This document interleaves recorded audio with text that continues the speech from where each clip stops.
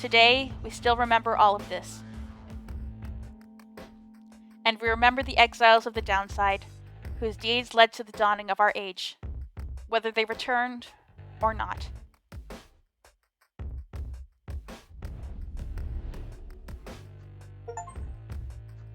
Hey!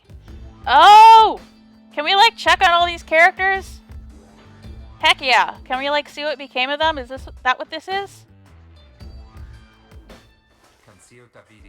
After his liberation, I'm so down for this, yes. Hedwyn was instrumental in the events leading to the fall of the Commonwealth, and was vital to the outcome of the plan. The peaceful outcome of the scribe's return was attributed to several key factors. One of them was the underlying ambition of the plan itself. Another was Hedwyn's visibility among the people in the streets. Identified to be a liberated exile, he was believed to be Gol Golathanian reborn. More importantly, however, was that one of the winged harps of the High Wing remnants accompanied him. She was later identified as Fakani Shang. Their bond was symbolic of what was at stake that night, and proved vital to the peace that followed. In all his days as a leader in the Saurian Union, Hedwyn oft confided in his friend Jodariel. Despite her intense manner, there was no one whom he trusted more in times when circumspection was required. Hedwyn would often think back about the vow he made at the beginning of his quest for freedom. Although he cherished all the friendships he made, he had pledged to Jodariel, Rookie Greentail, and the Reader of the Nightwings that they may all be free again together. He had broken that vow, for in the end, not all of them were able to return.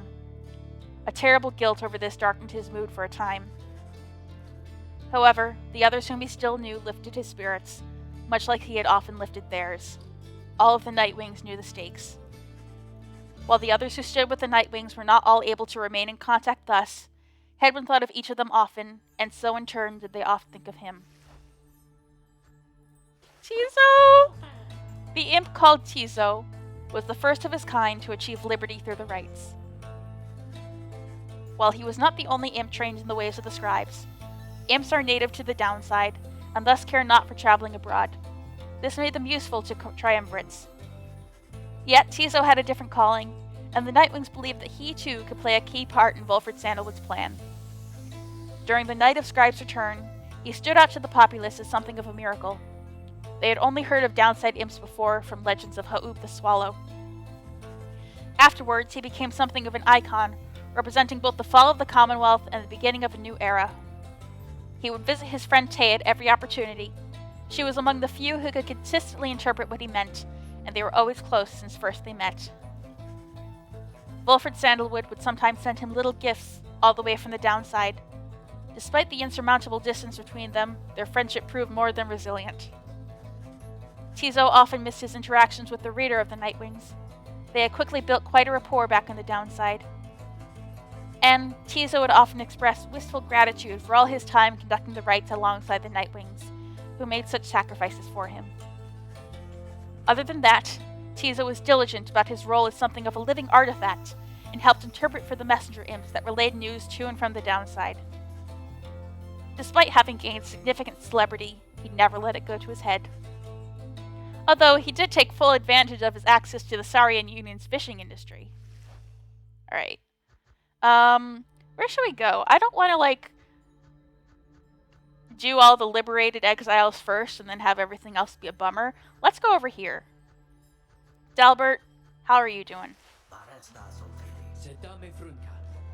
As the cycle of the rites drew to a close, it grew evident that a chance at freedom from the downside had forever slipped from Dalbert and Albert Oldheart's grasp. Thus, they and the exiles of the Fate returned to Jomor Valley. There they struggled to get by, as exiles of the downside tend to do. Sometime after the rites had ended, the Old Hearts at last heard the news that the Commonwealth had fallen.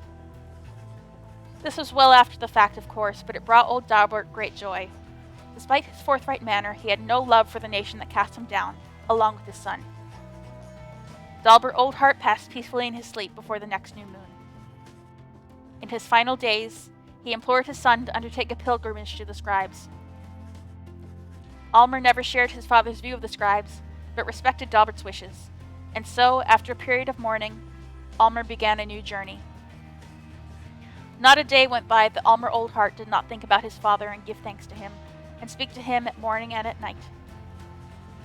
Would that the stars yet shone, for surely Dalbert would be there among them, smiling down at his son and watching over him and his kin. God, I love this. And I love the fact that everyone's theme song plays when we read about them. I love the fact that every character in this game has their own theme. It's incredible. Alright, Lendl. After the final liberation rite, Lendl refused to believe that the rites had truly ended. He would sit through night after consecutive night, staring into the blackness of the sky, awaiting any kind of sign that he might gain another chance at freedom. No such sign ever came. His fellow accusers started to express concern for him. Survival had become their top priority once liberty had slipped from their grasp. But Lendl dismissed them as weak fools. He insisted, rather forcefully, that any evening now the stars would shine for him again and mark the way toward his inevitable freedom. He was, of course, mistaken. The others in his triumvirate were left with little choice but to abandon him. After that, the exile known as Lendl the Liar was never seen again. However, there have since been sightings of a bedraggled demon who wanders the downside and bears Lendl's cruel countenance, suggesting he yet lives. Alright, let's check in with one of the exiles we didn't liberate. Several exiles of the Nightwing cared more for the plan of Sandalwood than to return home from the downside.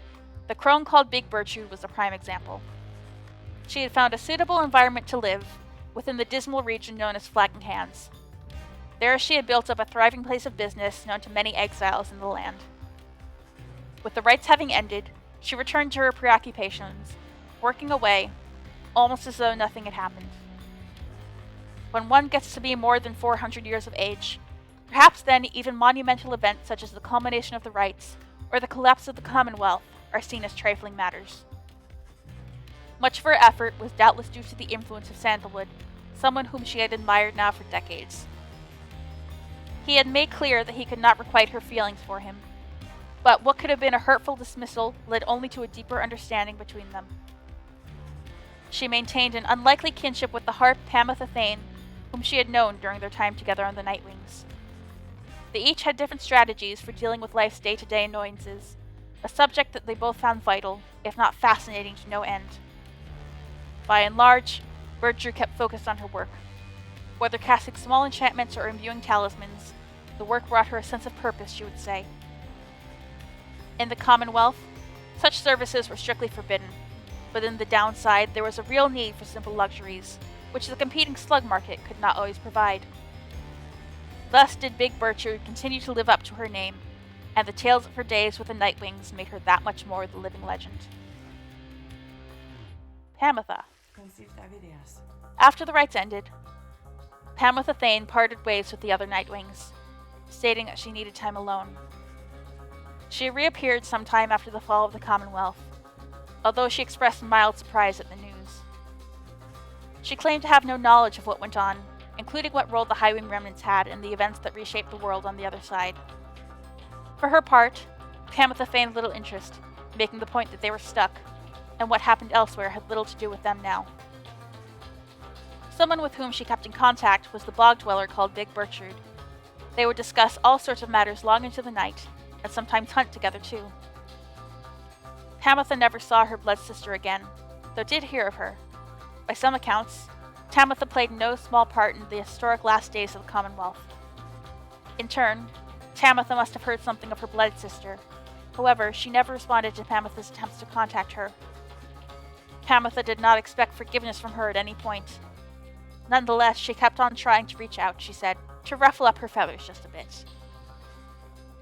Having long since felt as though she had no home to call her own, Pamitha continued traveling about the downside. As the tempest swept across the land, changing its features, she found in it a sublime beauty, and in the starless nights, she could still see just fine. She said such travels tended to remind her of when she was younger and could fly unfettered. Let's check in with Pamitha.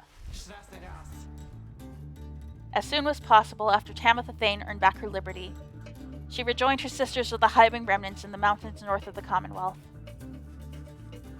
The Commonwealth believed that someone such as she could be rehabilitated through years spent in exile. Instead, her hatred for her ancient enemies only intensified. On the night of the scribe's return, the Highwing remnants were poised to strike the Commonwealth in a decisive blow. They had received credible intelligence about the expected positions of the Commonwealth leadership, and of specific weaknesses in the blood border defenses anticipated that night. After a surgical procedure, Tamitha could fly again, almost as well as prior to her exile. She insisted on spearheading the attack with a squadron of the Harp's finest. However, just as Tamitha's squadron prepared to crash down upon its foes, she received a signal to belay the attack order and return to the mountains. It appeared that the people of the Commonwealth were on the verge of achieving what the Highwing remnants were never able to accomplish. Ever dutiful, Tamitha obliged. Her sense of duty took priority above all else. Soon after the fall of the Commonwealth, Tamitha attended a debriefing in which she learned her blood sister Pamitha was an accessory to the successful outcome. Tamitha was very skeptical of this, but so many of the Highwing remnants honored Pamitha that Tamitha was soon accepted the prevailing opinion, though grudgingly at first. A messenger imp later arrived, bearing some sort of message seemingly from Pamitha. However, Tamitha turned it away. She forever resisted the impulse to forgive. After the rise of the Saurian Union, Tamitha Thane continued to serve as flight tactician and remained respected and feared, even among her kind. However, without a war to wage, she grew more distant even than usual. Those closest to her surmised that her inability to reconcile with her blood sister was at the heart of this, though for her part, Tamitha never once admitted to any such weakness. Alright. Not Bertrude. Udmilda. What a mistake to make. After the cycle of the rites had ceased, Witch Udmilda returned to the Flagging Hands region, where she sealed herself within the Pit of Malith. There, even her fellow exiles of the Withdrawn allegedly grew unnerved after a time, and left her to her vile work. Sometime later, the Pit of Malith erupted into flame. So intense was the conflagration that it could be seen all the way from Jomur Valley. Arson was suspected, but the cause was never verified, and many bog dwellers in the region were forced to flee. A tempest blowing from the north finally quenched the flames. When at last the ashes settled and the grounds had cooled, the site of the fire was scarred beyond recognition. No trace of Witch Udmilda could be found. As for the contents of the Pit of Malith, which notably included a profane object thought to be the remains of Eastlock, all of it was gone as well. Back in the Saurian Union, Udmilda's repeated threats of the return of Eastlock were thoroughly investigated, and no credence was found to any of her claims. Alright. Sandra. After the cycle of the rites ceased turning, records of what happened to the Black Wagon of the Nightwings became inconclusive and contradictory. Some accounts suggested that the exiles of the Nightwings who remained in the downside continued to make use of the Black Wagon as their place of shelter and their means of travel. However, there is no record of what happened to the wagon's contents, such as the Book of Rites or the Beyonder Crystal, said to be haunted by the apparition Sandra the Unseen. One possibility is that when the lone minstrel took his leave, he took the Beyonder Crystal with him, for he was thus obliged. By this line of reasoning, however, the Black Wagon itself should have been taken also. Others remain skeptical that the Beyonder Crystal ever existed, or rather that the visions that it granted were anything other than the result of an active imagination or a fever dream. The bog dwellers of the southern bogs offer still another explanation, for they are familiar with binding enchantments. If there existed such an object, in which the Sisters of the Arch had been expelled for more than 800 years, then the enchantment could have expired along with the light of the stars. What this would have meant for Sandra and the Beyonders is difficult to say for certain, other than it may have meant that they were finally released. Nevertheless, the fates of Sandra and the Beyonder Crystal remain unknown. Yet, those exiles of the Nightwings who claimed to have seen this apparition all spoke of her with degrees of reverence, or perhaps a little fear. Alright. Oh. Can you believe this, reader? Honestly? Sandra has appeared before you, as well as you can see. They are so far from the mark with this nonsense, I am wont to laugh. In fact, here goes. She laughs. She is referring to the account of her. You sense she does not care for it. Well, let them gossip all they like. I merely wish that they would mention you at least in passing when next they are at it. Though they shall never know even the half of it, shall they? It was flattering. Make light of it. Humor her.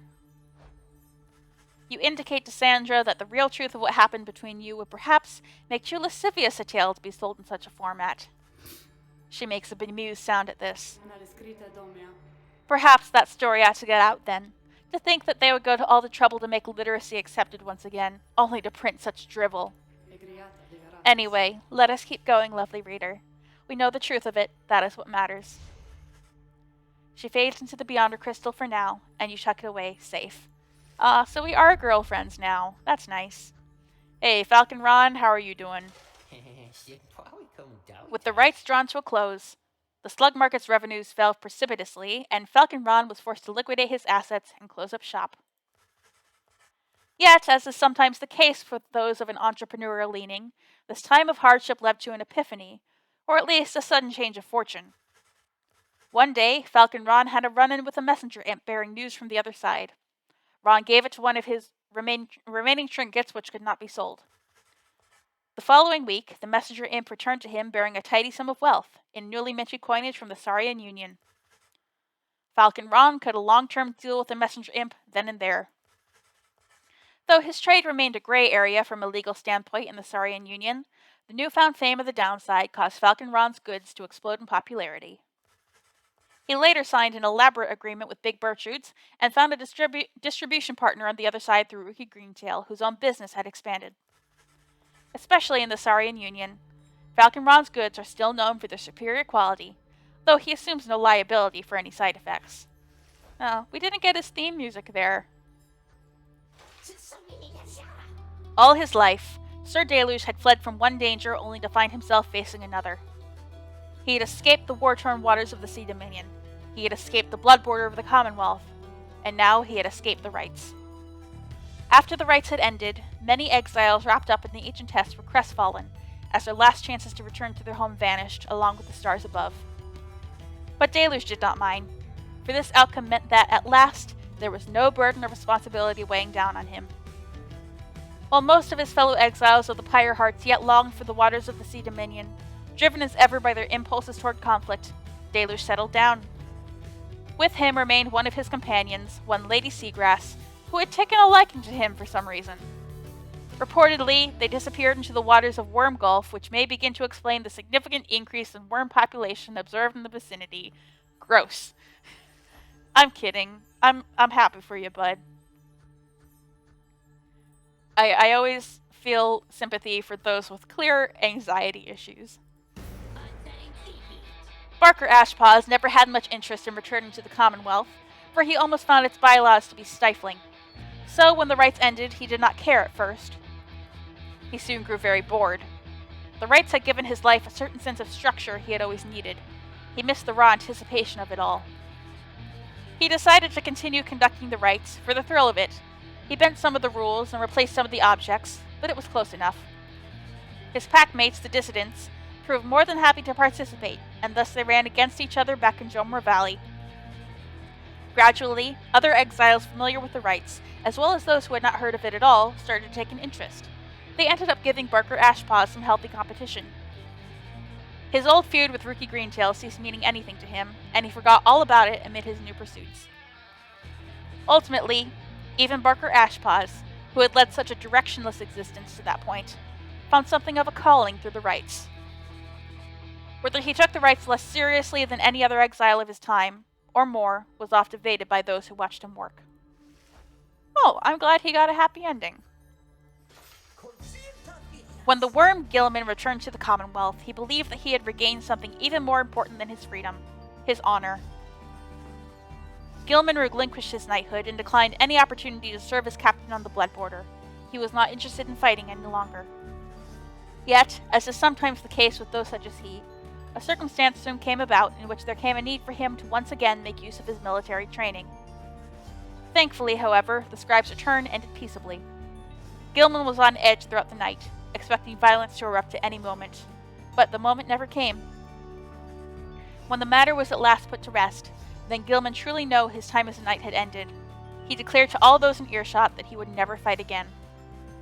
Unless, of course, there arose some other extraordinary set of circumstance, again requiring him to fight, but he certainly hoped not. He still trained regularly just in case, especially with his fleet-footed friend, Rookie Greentail. He was always grateful for having studied under the Reader of the Nightwings, without whom he would never have completed his penance. Because of this, and perhaps because they were on opposite sides of the world now, Gilman dedicated his life to her. By that point, he had long forgotten about his days under the leadership of Sir Deluge, his former commander. Breaking free of his abusive leadership was the first step towards gaining a bit of self-respect. Gilman never did return to his homeland of the Sea Dominion, and was content to lead a monastic life on the small residence in the hills. It was just high up enough to make him keep striving to conquer his fear of heights.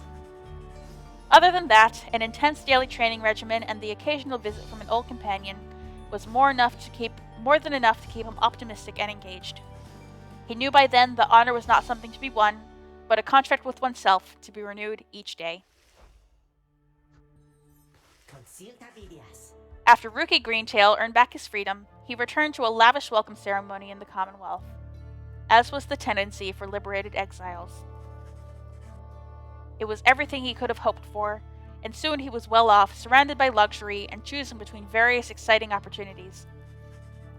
However, he must have given in to his better judgment, as he did end up siding with Wilfred Sandalwood's revolutionary forces, as he promised. On the night of the scribe's return, Rookie Greentail was there with the others, inspiring the masses. He never looked prouder, the very image of Jomwer Manymane himself. When dawn finally came, it became clear that the Commonwealth that everybody knew would be no more. He realized many new opportunities awaited. He began quite a lucrative career for himself, manufacturing and selling replica merchandise inspired by the downside. His main struggle was to meet demand. An aspect of his conscience cautioned him against making light of such a thing. But the money was too good, and soon his family was as well off as he always said. He also kept in close touch with Gilman, ever the perfect practice partner. They would train together often, taking care to stay in tip-top shape as much as possible throughout the years. Greentail always did his best to keep in touch with all his many friends, and knew that he owed his fortunes to them. He made a special point of staying close with the group of friends he came to know so well during his time with the Nightwings, wherever they were. They shared a special understanding that put even Greentail at a loss for words sometimes. Alright. Once it became clear to Ignarius that the rites were drawing to a close, he knew that it was time for him and the Tempers to call it quits. But first, he and the Tempers decided to celebrate, and that they did for many, many nights. The revelry did eventually subside. The exiles parted amicably and went their separate ways. He roamed the downside then, searching for some meaning in his life, sometimes taking odd jobs requiring his brute strength. He never remained alone for very long, and took on many lovers in his time. However, he sometimes thought about the one he had called Curly Horns, and what became of her. Though his glory days as the most powerful conductor of the rites had long since passed, he always enjoyed the fearsome reputation he had cultivated at that time. Manly? When Manly Tinderstoff realized the rites had ended, and that he no longer could return to the Commonwealth through this ancient means, he was outraged. He cursed the scribes, spewing forth such a slew of blasphemy as to be very unbecoming of one of his high status and bearing. When at last he calmed himself, he focused all his energies on attempting to find another means of homecoming. He maintained regular contact with his wealthy family on the other side via messenger imp, and used their vast resources to explore other means of escape. He tried using an elaborate pulley system. He attempted to retrofit a flying black wagon with superior propulsion. He tried an imp raft, a hot air balloon, even prayer. Dude, you've got a very, inventive mind. I feel like that could have served you much, much better than bribery ever could have. Wasted potential. Nothing worked. There was only one way to escape the downside, and now it was gone. Tinderstoff bankrupted his family in these vain attempts. At last, such was his shame that he retreated to the teeming woods of Black Basin, to Cinderroot. There he yet wallows, complaining to his comrades of the chastity who still put up with him, either about his own misfortune or the latest news from the other side. The Commonwealth had never provided a sense of home for the one they had called Tay the Tattle, so she was surprised on her return that she was so well treated. She felt uneasy about it, and besides, she knew that she would do her best to fulfill the pledge she had made to her friends. Even she could not have expected the impact she would have on the events that followed, which gave rise to our Saurian Union. Despite not fitting the image of any of the 8 scribes, Tay nonetheless stood out alongside the others, amid the teeming masses on the night of Scribes' return. She spoke of the scribes with such conviction and sincerity that the crowd was very moved. After the fall of the Commonwealth, there was a renewed interest in the legend of the 8 scribes, and many new interpretations of their histories and teachings. Tay found herself at the center of all this. Her way of speaking continued to compel a growing audience. She swayed many people from their astrous beliefs. Soon, the 8th word, which had lost favor with the people during the reign of the Commonwealth, sought her out and asked her formally to join, and she did right away. Who are the 8th word? A theocratic sect believing that the 8 scribes were more than mortal and their words divine. Among her friends, she always remained close with Tizo, who more than anyone could always make her laugh. She cited her relationship with Jordariel as the single most important in her life. Jordariel would always provide for her a circumspect perspective and the wisdom of experience. Tay was always devoted to her faith, but more so to her friends. Many people in the Saurian Union cited that her gentle manner and unwavering conviction helped them brave the changing times with courage and with grace. After her liberation, Jordariel soon became an icon of the movement that led to the collapse of the Commonwealth and the rise of the Saurian Union. Her horns and stern countenance inspired the people to believe that she was Solium Mur reborn. She became a great, if reluctant, leader. In the uncertain times that followed, Jordariel's seasoned expertise often came into play both in matters of security and of state. For instance, she conscripted and trained a team of volunteers in public safety. The community did not know what to make of such a cordial bunch, but soon came to value their service. They have stood for the people ever since, and we celebrate their founding day each year. She remained close with Hedwyn all through this experience, and they supported each other through their struggles many, many times.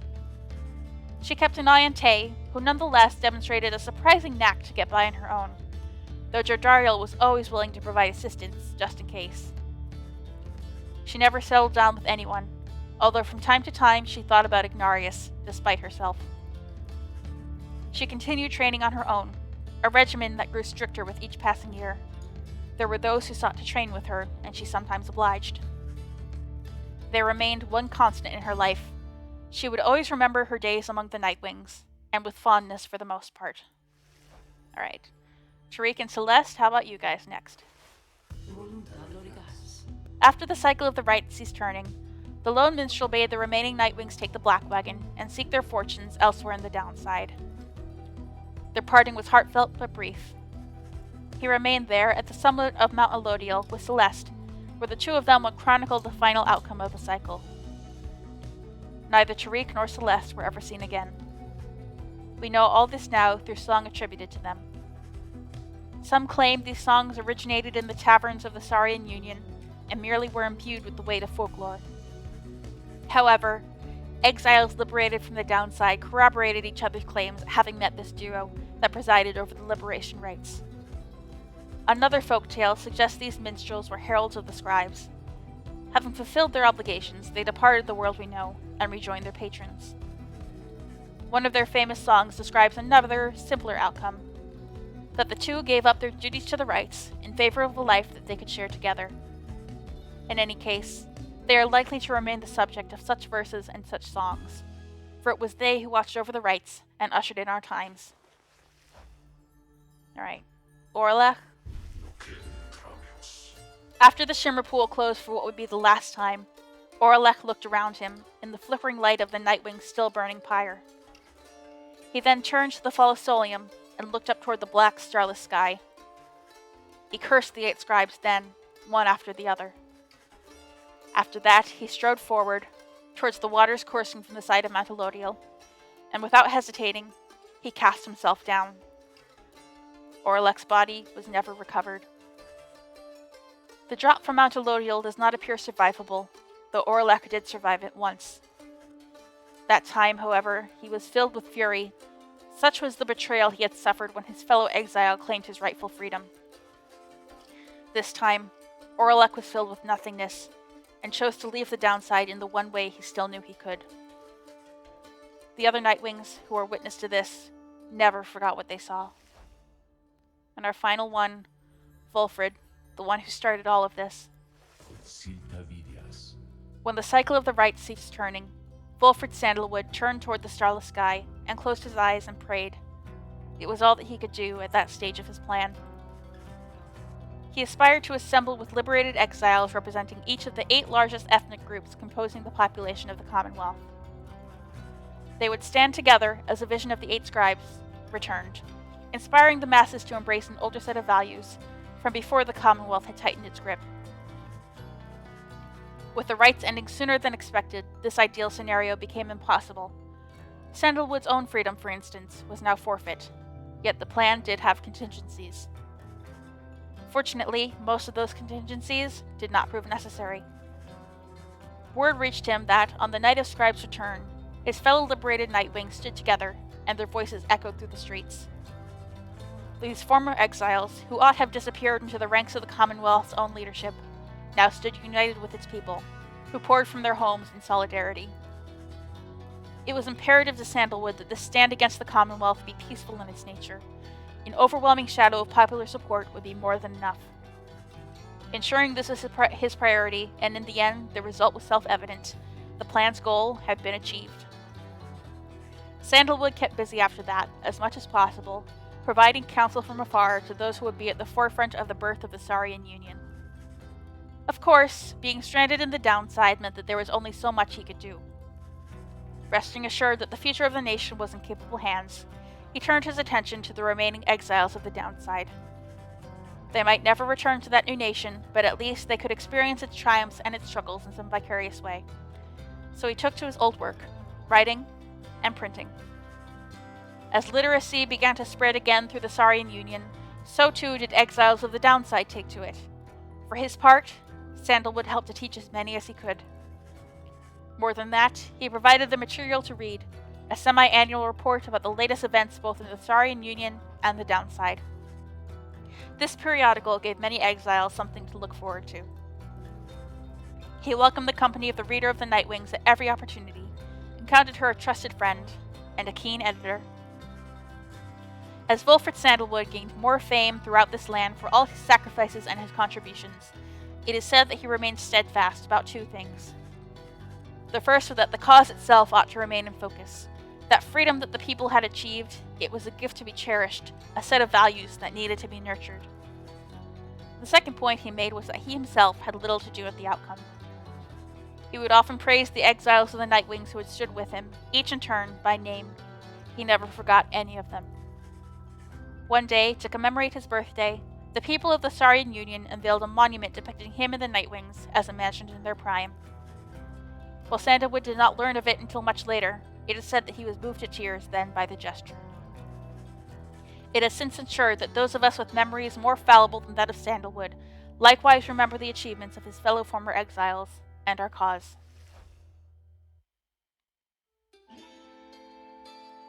There is one more account which warrants mention. The Nightwings conducted the rites under the guidance of a reader. Little is known of her. However, some accounts of her begin to paint a picture. We know she was of common birth, weak-framed, though raised with a penchant for learning. The journey to the downside left her close to death. It was then that the Nightwings found her. They brought her from the brink. She showed them the path. She pressed onward with the others. She had made a vow to help her friends be free. Thus did the cycle of the rites commence its final turns. When the final rite arrived, the reader's freedom was at stake. In the end, however, she remained in exile. From that point on, accounts of her diverge. It is said the voice which troubled her she never heard again. Some say she opted for a place to settle in the downside, though whether that is true, only she knows. Some take, perhaps, that reader's own star shall emerge. Then it shall pierce the dark of night in all its brilliant glory. Until such time and ever after, all of us give thanks.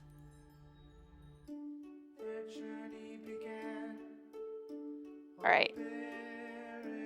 I don't want to talk over the signature Supergiant vocal track over the credits with both Darren Korb and Ashley Barrett, but I have to. I have to talk about how good that game was.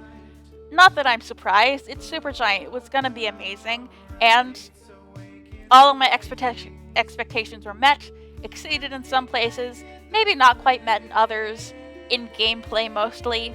Not my favorite gameplay of the bunch, but the story and the characters were excellent. Where are they now? Going in depth into each and every single character. That's my shit right there. That is the kind of stuff I love. Give me all of that. Like, this game really, really goes all in on his characters. And I don't know, that's all you can really ask for, isn't it? A game with characters to love. Oh! Look at him! Oh, he looks so handsome. Everyone hanging out, and there's Tay playing cards with herself. Oh. Oh, they're singing about our characters.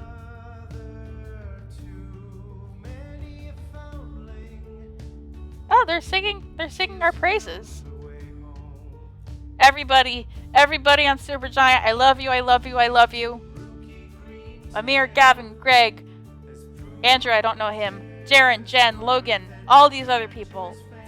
You're all kings and queens in my mind. And so is everyone else who's gonna come later. Oh look, there's Tay, she looks so cute. And Rookie looks so cute. Ashley and Darren, yes, of course. I really love the music in this game. I think of the Supergiant games, this one had my favorite soundtrack. I love the fact that every character had their own theme. Like, not only the protagonists, but the adversaries as well. Look, there's Tay and Tizo fishing. Tizo's got a big old fish. I love that. Yeah. I do wish I had gotten to spend more time with Tizo, but someone had to be the first. It's just unfortunately true like that. I feel like I kind of assumed that, oh, he's an animal who can't speak. He must not have much depth to him. But that's obviously stupid. Sir Gilman the Bold. I hate talking over this song, but I kind of have to.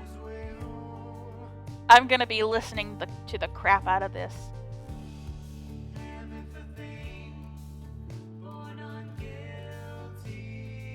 Oh, there's Pamitha.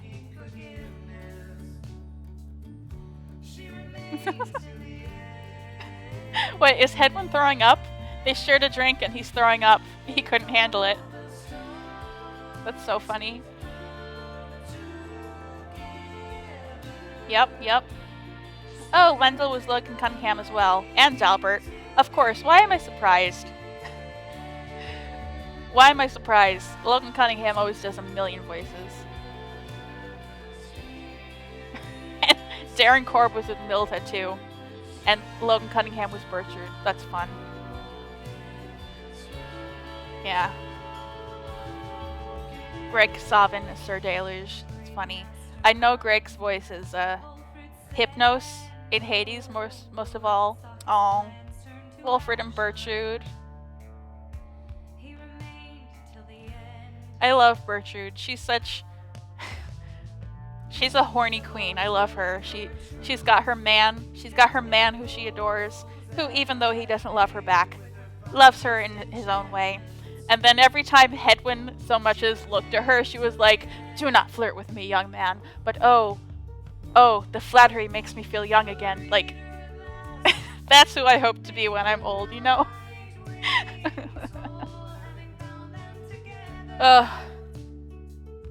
Man, I mean, I think the biggest clue that I could give that I adored this game is that I recorded maybe 10 episodes in the past 2 days because I just couldn't put it down. I could not put this game down. And yeah, this episode probably won't be going up until like 3 weeks after I've recorded it. Look at everybody! Oh my goodness! I'm gonna miss these characters so much. But I'm definitely gonna be doing my own replay. Oh, and is that me in the middle? I'm gonna be doing replays off screen. I wanna master those Titan stars. They screwed me over enough, but I know I can do it. I know I can do it. I got that 32 heat statue in Hades. I can do it. And I want to see what different endings there are for all these characters. Maybe free the people that I let stay in the downside this time. Maybe let some of the other triumvirate leaders go free in the liberation rites. That'd be cool too, right? And you know, I'm just thrilled to be able to engage with the fandom now. Like, I know the Pyre fandom is small from what I've seen, but it's very passionate. And obviously this game is niche. It's gonna be niche. It's a visual novel sports game. It's not gonna be for everybody. And it's silly to expect that it would be. But I'm glad that there are other people like me who see it, who see the value in it. I really loved it. What's this, a library? Is that the Commonwealth out there? And there are all the sigils of the different triumvirates. Nice.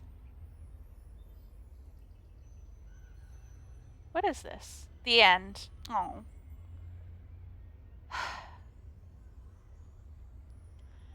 Alright. I'm officially late for work now. That's how intent I was on finishing this game today. Sure, Nightwing's campaign mode unlocked. I think that's a higher difficulty, but oof. Man, what a ride. I mean, there's not much else to say about this game other than that I loved it. I love Supergiant. I'm one of their biggest fans forever. And I'll absolutely be playing Hades 2 on the channel when it comes out. I'll probably wait for the full release and not play it while it's in early access, but this just made me even more excited for that. And more excited to I wanna revisit all of the other games too. I have this Switch that I never use, and I know that Bastion, Transistor, and Hades are all on Switch. So I'm gonna play those all again. I'll probably play this one again and just fill my heart with Supergiant love. But that'll be all off camera. As for this channel, again, I'm recording this like 3 weeks in advance, but by the time this goes up, I'll probably have figured out what series I'm going to do next. Yeah, but until then, I have been Mars, and I will see you again with another game. Bye.